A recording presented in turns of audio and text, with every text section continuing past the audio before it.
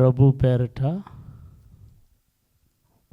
ఈ లైవ్ చూస్తున్న మీ అందరికీ ప్రత్యేకమైన వందనాలు తెలియజేస్తూ ఉన్నాను. దేవుని యొక్క వాత్సల్యతను బట్టి, దేవుని యొక్క కృపను బట్టి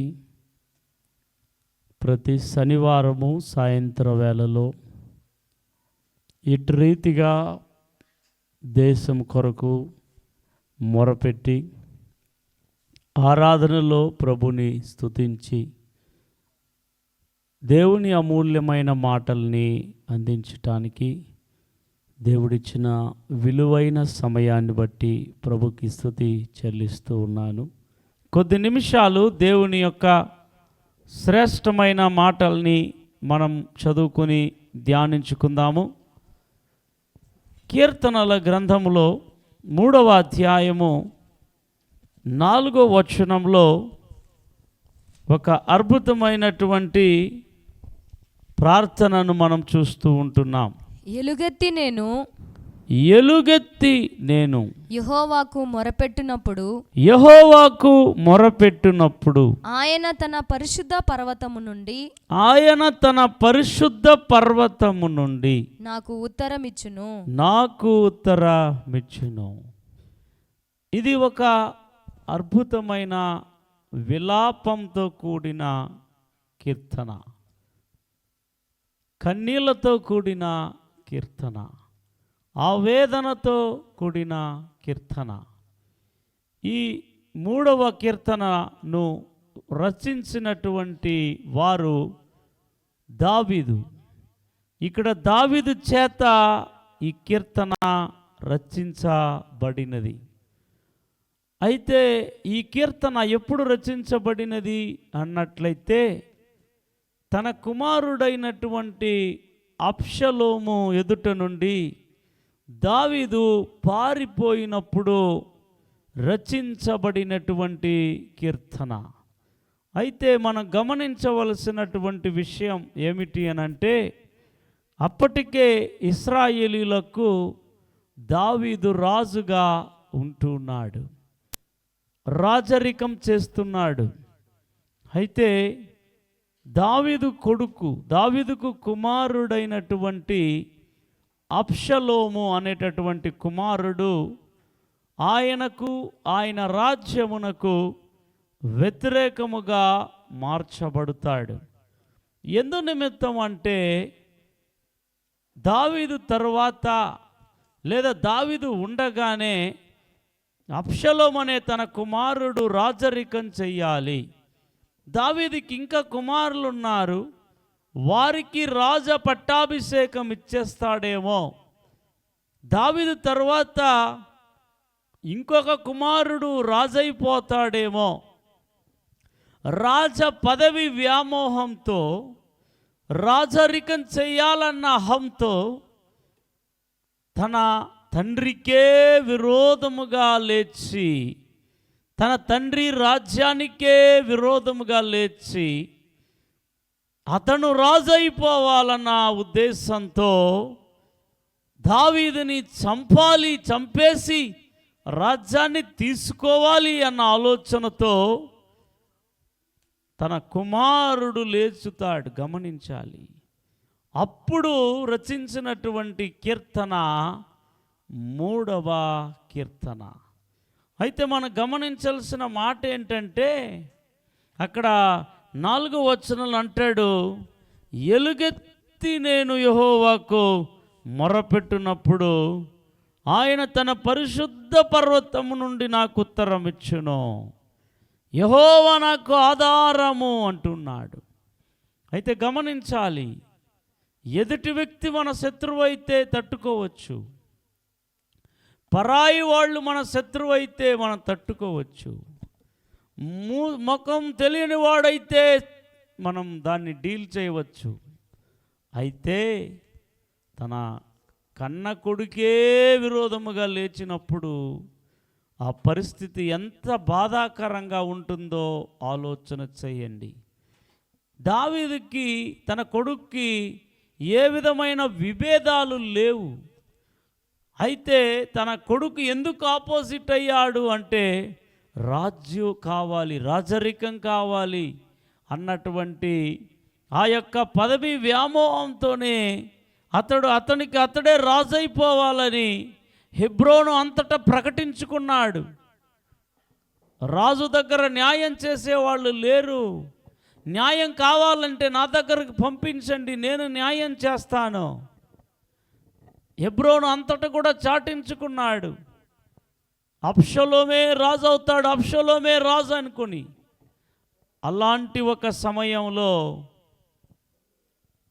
అలాంటి సమయంలో రచించబడిన కీర్తనను మనం ధ్యానిస్తూ ఉంటున్నాం. అందుకే దావీదు ఇలా అంటున్నాడు, ఎలుగెత్తి నేను యెహోవాకు మొర్రపెట్టునప్పుడు. ఎలుగెత్తి అంటే పెద్ద కేకలతో కూడా, విలాపంతో కూడా, హృదయపు గాయంతో కూడా, లోపలున్న ఆవేదనతో కూడా ఎలుగెత్తి దేవునికి మొర్రపెట్టుచున్నాడు. ఎలుగెత్తి. ప్రియమైన దేవుని బిడ్డలారా, ఈ లైవ్ను వీక్షిస్తున్న మీరు ఇలాంటి ఒక అనుభవం ఒకవేళ మీ జీవితంలో వచ్చి ఉండొచ్చేమో. ఈనాటి దినాలను మనం చూసినప్పుడు ఇది ఎప్పుడో క్రీస్తు పూర్వమో దావీదు రాజు కాలంలో జరిగినటువంటి ఒక సన్నివేశాన్ని ఈరోజు మీ మధ్యలో చెబుతూ ఉన్నాను. అయితే నేటి యువతరాన్ని మనం చూసినప్పుడు, నేటి కాలాన్ని మనం గమనించినప్పుడు, ఎలాగైతే అబ్షలోము తన తండ్రి అయిన దావీదుకి విరోధంగా లేచాడో, ఈరోజు కూడా కన్న తల్లిదండ్రులకు విరోధంగా ఎంతోమంది కుమార్తెలు లేచి ఆస్తి కొరకు, తర్వాత బంగారం కొరకు, తర్వాత వారు కలిగి ఉన్నటువంటి సొత్తు కొరకు ఈరోజు ఎంతోమంది తల్లిదండ్రులను బాధ పెట్టేవారు, కన్నీళ్లు కార్చేటట్టుగా చేసేవారు, కొట్టేవారు, హింసించేవారు, తల్లిదండ్రుల మీదనే పోలీస్ కేసు ఇచ్చి కోర్టులు ఎక్కించేవారు లేకపోలేదు. అయితే ఈనాడు గమనించాలి, తల్లిదండ్రులైన వారు ఒకవేళ అలాంటి స్థితుల గుండా మీ పరిస్థితి దిగజారిపోయి ఉంటే ప్రభువారు నీతో మాట్లాడుతున్నాడు. ఆనాడు దావీదుకి తన కొడుకే విరోధముగా లేచినప్పుడు అతడు ఒకవేళ కృంగినప్పటికీ, ఆవేదన చెందినప్పటికీ అతడు ఎలుగెత్తి దేవునికి ప్రార్థన చేశాడు. మన జీవితంలో కూడా ఇలాంటి సన్నివేశముల గుండా, ఇలాంటి పరిస్థితుల గుండా మనం వెళ్ళుచున్నప్పుడు మనకు ఒకే ఒక ఆయుధం ఉన్నది, మనకు ఒకే ఒక పరిష్కార మార్గం ఉన్నది, మనకు ఒకే ఒక కార్యము చేయవలసిన బాధ్యత ఉన్నది. అది దేవునికి మొరపెట్టడం, అది దేవునికి ప్రార్థించుకోవడం. ఎప్పుడైతే దేవునికి ప్రార్థిస్తామో అది ఎంత పెద్ద ఆవేదనైనా, అది ఎంత పెద్ద శ్రమ అయినా ఒక ఆదరణ దొరుకుతుంది, ఒక పరిష్కారం దొరుకుతుంది. ప్రియమైన వారలారా, ఈరోజు అందుకనే చాలామంది పిల్లల కోసం వాళ్ళని కని పెంచి తిని తినక త్రాగక వారు ఎండకు ఎండి మంచుకు తడిసి, ఓ వర్షానికి వారు తడిసి, ఓ వారు రాత్రి అనక పగలనక వారి పెంచుట కొరకు, వారి యొక్క జీవితాల కొరకు ఎంతోమంది తల్లిదండ్రుల యొక్క ప్రయాసం వల్ల చదివి విద్యావంతులై ఉద్యోగస్తులై ఈరోజు తల్లిదండ్రులని కేర్లెస్ చేస్తూ ఉన్నారు, తల్లిదండ్రులని నెగ్లిజెన్స్ చేస్తూ ఉన్నారు. అలాగున చేయటము మంచిది కాదు. రేపటికి ఆ యొక్క పిల్లలకి వివాహం అవుతాయి, వాళ్ళకి పిల్లలు అవుతారు. వీళ్ళు ఏమి తల్లిదండ్రులకు చేస్తారో అదే వాళ్ళ పిల్లలు కూడా వారికి చేస్తారనే విషయాన్ని దేవుడు గుర్తు చేయమంటున్నాడు. కావున కృతజ్ఞత లేని అనురాగ రహితులుగా, ప్రేమ లేని దుర్మార్గులుగా మారిపోతున్నారు ఈ నేటి యువతరం. అయితే అబ్షలోము ఒక దుర్మార్గుడు. అబ్షలోము ఒక భయంకరమైనటువంటి పేరు ప్రఖ్యాతులు కలిగిన వ్యామోహం కలిగిన వాడు. ఈరోజు ఎంతమంది అలాగున ఉంటూ ఉన్నారో మీరు మార్చబడాలి. ఒకవేళ పిల్లల వలన సఫర్ అవుతున్న తల్లిదండ్రులారా, మీరు ఎలుగెత్తి దేవునికి మొర్ర పెట్టండి. దేవుని వైపు చేతులెత్తి ప్రార్థించండి. దేవునికి మీ బాధ, మీ గోట వినిపించండి. ఖచ్చితంగా దేవుడు ఆదరిస్తాడు. దేవుడు మీకు కృప అనుగ్రహిస్తాడు. కావున నేటి యువతరం అలాగున తయారవుతూ ఉంది. ఎప్పుడు నేను వాట్సాప్లో ఒకటి చూశానో, తన కొడుకు చేతి నిండా కొన్ని లక్షలు సంపాదిస్తూ అతడు అమెరికా దేశంలో ఉన్నాడంట. తన తల్లిదండ్రులు ఇండియా దేశంలో ఉన్నారు. కానీ వాళ్ళు ఇండియా దేశంలో ఇద్దరే ఉంటున్న తల్లిదండ్రులు, వారు చనిపోయి 30 దినాల వరకు అయిపోయిందన్నమాట. లోపలే ఇద్దరు చనిపోయి వారి శవాలు పురుగులు పట్టిపోయి కుళ్ళిపోయి పురుగులు పట్టిపోయాయంట. అలా దుర్వాసనలు వచ్చేంత వరకు పక్క వాళ్ళు ముందర వాళ్ళు కూడా పట్టించుకోలేదు. కొడుకు చూడు 30 రోజుల వరకు చూసుకోలేదని అంటే విచారణ లేదు తల్లిదండ్రుల పట్ల. ఈరోజు ఎంత భయంకరమైనటువంటి క్రూరమైన మృగాలుగా మారిపోయినారు. వ్యామోహాలు ఎక్కువైపోయినాయి. స్వార్థపరులు ఎక్కువైపోయినారు. వాడు బతికేది చూసుకుంటున్నాడు. కనీసం తల్లిదండ్రులను కూడా పరామర్శించలేని దరిద్రం పట్టిన స్థితిలోకి వెళ్ళిపోతున్నారు ఈరోజు సమాజాలు. ఏందండి వాడు పోటుగాడు సంపాదించే సంపాదన ఎవడికి కావాలి? ఈరోజు ధనం ఆశల్లో తల్లిదండ్రులను వదిలేసి ఎక్కడికి భయంకరమైన స్థితిలో, మరికొందరైతే అనాథ శరణాలయాల్లో చేర్చేస్తున్న స్థితిలో కనబడుతున్నారు. అందుకే తల్లిదండ్రులారా, పెద్దవారులారా, పిల్లలను కని బాధపడుతున్న వారులారా, ప్రభు మీతో మాట్లాడుతూ ఉన్నాడు ఈరోజు. ఆయన ఏమి సెలవిస్తున్నాడనంటే, దావీదు ఎలుగెత్తి ప్రార్థించాడు దేవునికి. నీవు కూడా ఎలుగెత్తి అలాంటి సందర్భంలో పరిస్థితిలో ఉన్నట్లయితే దేవుని సహాయం కొరకు మీరు ప్రార్థన చేయండి. కాబట్టి ఇక్కడ అంటున్నాడు ఆ వాక్యంలో మనం చూసినట్లయితే 3వ వచనంలో, యెహోవా నీవే నాకు కేడముగాను, నీవే నాకు అతిశయాస్పదముగాను, నా తల ఎత్తువాడుగాను ఉన్నావు. అవును ప్రియమైన వారులారా, దేవుని వైపు చూచి ప్రార్థించడం నేర్చుకున్నాడు. అదే నేర్పిస్తున్నాను.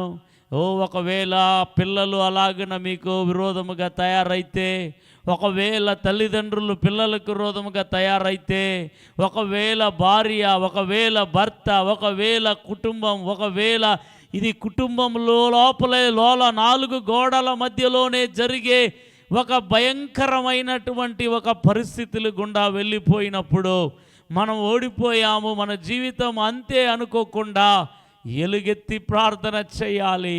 దేవుని సహాయం కోరాలి. దేవునిని ప్రభువాని వెతికినప్పుడు దేవుడు హెల్ప్ చేస్తాడు. అయితే కీర్తనలో 77వ వచనంలో, 77వ అధ్యాయం 1వ వచనంలో ఒక మాట రాయబడింది. నేను ఎలుగెత్తి దేవునికి మొరపెట్టుదును, ఆయనకు మనవి చేయుదును. దేవుడు నాకు చెవియొగ్గు వరకు నేను ఎలుగెత్తి ఆయనకు మనవి చేయుదును. ఎంత అద్భుతమైన మాట గమనించాలా. ఎలుగెత్తి మొర్రపెట్టే పరిస్థితులు వచ్చినప్పుడు మనం ఎలుగెత్తి దేవునికి మొర్రపెట్టుకోవాలి. దేవుడే మనల్ని సమాధానపరుస్తాడు. దేవుడే మనకి ఆదరణ, ధైర్యము, నిరీక్షణ అనుగ్రహిస్తాడు. కాబట్టి ఇది ఎవరికి చెప్పుకునేది కాదు. ఇది మన కుటుంబాలలోనే నా అనేవారే, కన్న బిడ్డలే, కన్న కూతురే, కన్నవాళ్లే, ఫ్రెండ్సే, ఇలాగా తోడుగా ఉన్నవారే ఇలాగా చేసినప్పుడు మనము తట్టుకోలేము కదా. అందుకే ఎలుగెత్తి ప్రార్థన చేయండి ప్రియమైన వారులారా. ఈ మాట వింటున్నటువంటి వారు ఎవరో బాధలో ఉండవచ్చు, ఒకవేళ చేయి విడబడిన స్థితిలో ఉండవచ్చు. నీవు నమ్మిన వారే నిన్ను వారు కాలు ధ్రువి వెళ్ళిపోయి ఉండవచ్చు. కానీ దేవుడు విడవని వాడు, ఈ దేవుడు ఎడబాయని వాడు. ఓ తల్లిదండ్రులు విడిచిన ఆయన చేరదీస్తాడు, కన్న బిడ్డలు మరిచినా ఆయన ఆదుకుంటాడు. లోకంలో ఓ నానే వారే ఎవరు లేకపోయినా నిన్ను కన్న దేవుడున్నాడు, నిన్ను ఈ లోకానికి పంపిన దేవుడున్నాడు. ఎందుకు ఆయన సహాయం కోరకూడదు? ఎందుకు ఆయన మీద ఆధారపడకూడదు? ఎందుకు ఆయన వైపు చూడకూడదు? ఎందుకనంటే ఈ తల్లిదండ్రులకు ఎందుకు ఇలా జరుగుతుందనంటే, దేవుడే సర్వమని అనుకోకుండా పిల్లలే సర్వమని అనుకుంటారు. పిల్లలే అని అధికముగా ప్రేమిస్తారు దేవుని కంటే. అందుకనే పిల్లలు వెన్నుపోటు పొడిచే రకంగా మార్చబడతారు. కాబట్టి ప్రియమైన వారలారా, ఈ లైవ్ వీక్షిస్తున్న మీతో కూడా 2 ఆదరణ మాటలు మీకు నేను చూపించి ఈ యొక్క ప్రసంగాన్ని నేను ముగిస్తూ ఉన్నాను. యేసయ్య గ్రంథములో 46వ అధ్యాయము 4వ వచనంలో ఒక మాట ఇలాగున రాయబడి ఉన్నది. ముదిమి వచ్చు వరకు నిన్ను ఎత్తుకొను వాడను నేనే తల వెంట్రుకలు నెరయు వరకు నిన్ను ఎత్తుకొను వాడను నేనే నేనే చేసి ఉన్నాను చంక పెట్టుకొను వాడను నేనే నిన్ను ఎత్తుకొనుచు రక్షించు వాడను నేనే. ఎంత అద్భుతమైన వాగ్దానం చూడండి. ముదిమి వచ్చు వరకు నిన్ను ఎత్తుకొనువాడు. తల వెంట్రుకలు నువ్వు నెరసిపోయినా కూడా, నువ్వు వంగిపోయినా కూడా, నువ్వు నడవలేని పరిస్థితిలో వెళ్ళినా కూడా నిన్ను ఎత్తుకొని మోసే దేవుడున్నాడు.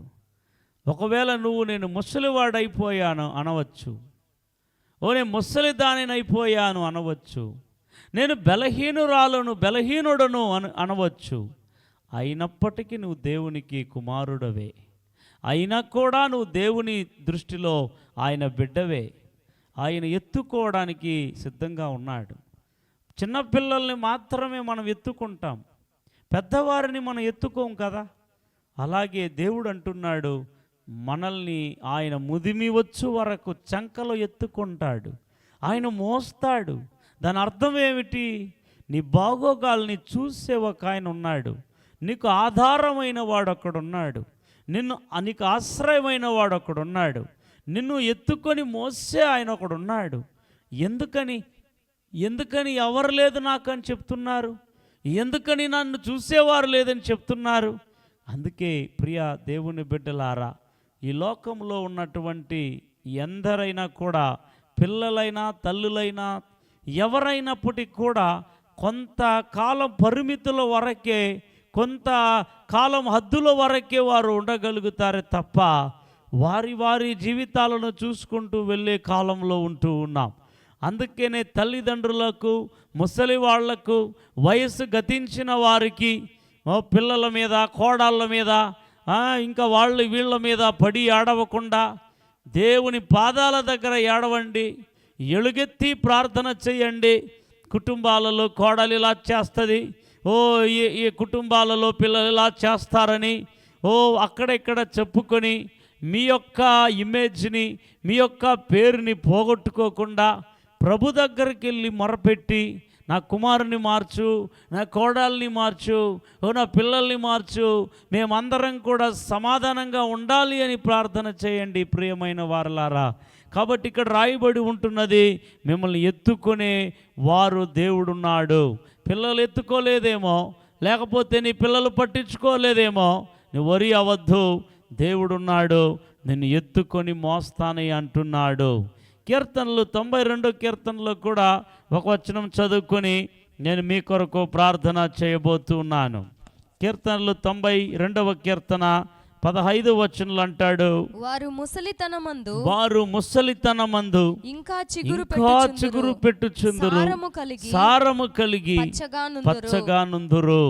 అందుకే చివరి మాట నేను మీకు చెప్తూ ఉన్నాను, మీరు ముసలితనములో కూడా ఎలా ఉంటారు? ఇంకా చిగురు పెట్టుచుందురు, సారము కలిగి పచ్చగా ఉంటారు.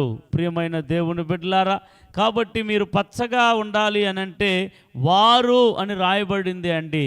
ఎవరు అని అంటే దేవుని మందిరానికి వచ్చేవారు, దేవుని మందిరంలో వచ్చి నాటబడేవారు, దేవుని వెదికేవారు. దేవుని వెదకరు చాలామంది ముసలి వయసు వచ్చిన వారు ఇంటి దగ్గరే ఉంటారు, మోకాలు నొప్పని, ఇంకా ఫంక్షన్లకు వెళ్తూ ఉంటారు, పెళ్ళిళ్ళకి వెళ్తూ ఉంటారు, ఇంకా అనేక వాటికి వెళ్తూ ఉంటారు.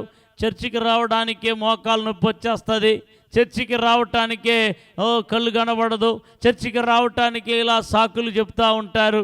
మరికొంతమంది ఇలాగున చెబుతూ ఉంటారు, మాకు వయసు అయిపోయిందండి, మాకు ఇంక దేవుడు ఎందుకండి, ఇంక మందిరం ఎందుకండి. అయ్యో, పిచ్చి పిచ్చి ఆలోచనలు చేస్తూ చెప్తూ ఉంటారు. గమనించాలా, వయస్సు ఉన్నా వయస్సు అయిపోయినా అందరికీ దేవుడు అవసరం. ఇంకా ఒకటి చెప్తున్నాను, ఈ ముసలితనం అందే దేవుణ్ణి అధికంగా వెతకాలి. ఎందుకనంటే పసి వయసులో యవన వయసులో లోకానుసారముగా పాపిష్టి కార్యాలు చేసి ఆడని ఆటలు ఆడి పాడని పాటలు పాడి తమ జీవితాలని ఎంతో దుర్భరమైన పరిస్థితిలోనికి తీసుకొని పోయిన వారు కనీసము దేవుడిచ్చిన ఈ ఆయుష్కాలంలో ఈ చిట్ట చివరి దినాలైన ప్రభు దగ్గరికి వచ్చి మారు మనసు పొంది రక్షణ పొంది ప్రభు సన్నిధిలో నాటబడడానికి వారు పురికొల్పబడితే వారు నిత్య జీవానికైనా వారసులు అవుతారు. ఒకవేళ నువ్వు ముసలితనం వచ్చింది, నాకు చావు రాబోతుంది, నేను చచ్చిపోబోతున్నాను, నాకు దేవుడు ఎందుకని చాలామంది అంటూ ఉంటారు. ఇల్లు పొమ్మంటా ఉంది, శ్మశానం రమ్మంటా ఉంది, ఇలాగ చాలా అవ్వలు తాతలు చెప్తూ ఉంటారు.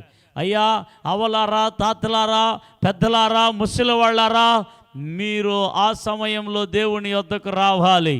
ఆ సమయంలో దేవుని కృప కావాలి, ఆ సమయంలో దేవుని బలము కావాలి. అది మాత్రం కాదు, ఒకరోజు కన్ను మూసుకుంటే నిత్య జీవానికి నీ ఆత్మ వెళ్ళాలి. కాబట్టి దేవుణ్ణి ఖచ్చితంగా సేవించాలి. కాబట్టి ఎవరు ముసలితనం మందు పచ్చగా ఉంటారు, ఎవరు సారం కలిగి ఉంటారు? యెహోవా మందిరంలో నాటబడిన వారు, ఆయన ఆవరణంలో వర్ధిల్లిన వారు, వారు లెబనోను వృక్షం వలె మొవ్వు వేస్తారని రాయబడింది. వారు ఏం దేవుడే వారికి దుర్గముగా ఉంటాడని రాయబడింది. ప్రియమైన దేవుని బిడ్డలారా, కాబట్టి నేను ముగిస్తూ ఉన్నాను. ఎలుగెత్తే దేవునికే మొరపెట్టే అనుభవం దావీదు కలిగి ఉన్నాడు. ఒకవేళ మీరు కూడా ఈ అనుభవాన్ని దేవుడు ఈరోజు నేర్పించాడు కనుక మీరు కూడా ఎలుగెత్తి ప్రార్థించండి. ఇలాంటి పరిస్థితుల గుండా ఒకవేళ మీ కుటుంబాల్లో ఉండొచ్చేమో, ఒకవేళ నీ పిల్లల జీవితాలలో ఉండొచ్చేమో. ఇప్పుడే కృంగిపోవద్దు, భయపడిపోవద్దు. లోకమే వదిలినా, ఈ లోకం అంతటా కూడా మీరు మర్చిపోయినా మరువని వాడు, విడువని వాడు, ఎడబాయిని దేవుడు ఒకడున్నారు. ఆయనే మన ప్రభు అయిన యేసుక్రీస్తు. ఆయన నిన్ను మోస్తాడు, ఆయన నిన్ను రక్షిస్తాడు, ఆయన నిన్ను కాపాడుతాడు. కనుక ప్రార్థన చేద్దాం, అందరూ కూడా దేవుని వైపుగా చూస్తాం. మమ్మల్ని మిక్కిలిగా ప్రేమిస్తున్న పరలోకపు తండ్రి, నీ పరిశుద్ధ పాదములకు స్తుతి స్తోత్రాలు నాయన. మీరు మాట్లాడిన శ్రేష్టమైన అమూల్యమైన వర్తమానానికి వందనాలు నైనా. దావీదుకు విరోధముగా తన కుమారుడు లేచినప్పుడు తండ్రి దానిని ఎలాగున డీల్ చేయాలో తండ్రి తెలియక వేదన పడినప్పుడు నీకు మొరపెట్టాడు ఎలుగెత్తి నాయన. దావీదును తన కుమారుడైన అబ్షలోము శత్రువుగా లేచిన అతని చేతిలో నుండి విడిపించి దావీదు యొక్క కొమ్మును హెచ్చించి దావీదు రాజరికాన్ని మీరు స్థాపించి నిలబెట్టిన దేవుడవు నాయన. ఈరోజు కూడా ఎంతోమంది అబ్షలోము లాంటి కుమారులు కుమార్తెలు ఈరోజు తల్లిదండ్రులను పట్టించుకోకుండా తల్లిదండ్రులను వేదన పరుస్తూ అవమానపరుస్తూ నిందిస్తూ వారిని దూషిస్తూ తిడుతూ కొడుతున్నటువంటి అబ్షలోము లాంటి కుమారులను రక్షించి మార్చమని కూడా ప్రార్థిస్తుంటున్నాం తండ్రి. ఒకవేళ ఇలాగన కుటుంబాలలో ఎవరికి చెప్పుకోలేక మదన పడుతున్న వేదన పడుతున్న కృంగిపోయిన కుమారుని బట్టి కుమార్తెలను బట్టి ఎంతోమంది తల్లిదండ్రులు కన్నీరు మున్నీరు అవుతున్నారు ప్రభువా. వారిని ఆదరించండి, వారిని ఓదార్చండి, వారిని చక్కబరచండి, వారిని బలపరచండి స్వామి. నీకు స్తోత్రాలు. ప్రతి వారికి ఆదరణ అనుగ్రహించమని ప్రార్థిస్తున్నాం. ప్రతి వారికి సంతోషం సంతోషాన్ని అనుగ్రహించమని ప్రార్థిస్తున్నాం. తల్లిదండ్రులు, వయస్సు గతించిన తల్లిదండ్రులకు మంచి బలమునివ్వండి, శక్తినివ్వండి, ఆరోగ్యాన్నివ్వండి స్వామి. ఇలాగ విడిపోయిన ఇలాగా తండ్రి కుటుంబాల్లో ఉన్నటువంటి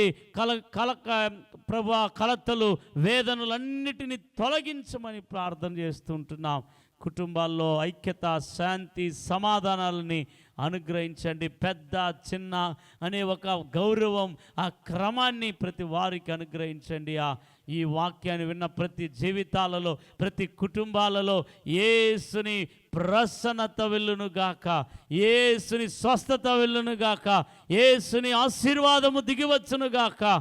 ఈ ప్రోగ్రాం అంతటిని ముందుండి లీడ్ చేస్తూ నడిపిస్తున్న బృందమును బలపరచండి. ఇంకా నానాటికి ఒక ప్రేయర్ వారియర్స్గా మార్చండి. గొప్ప దీవెనలతో నింపి నడిపించి ఆశీర్వదించమని యేసు నామములో ప్రార్థించి వేడుకొనుచున్నాము తండ్రి, ఆమేన్. చెప్తాం. నా ప్రాణమా యెహోవాను సన్నతించుము, నా అంతరంగమున్న సమస్తమా ఆయన పరిశుద్ధ నామమును సన్నతించుము.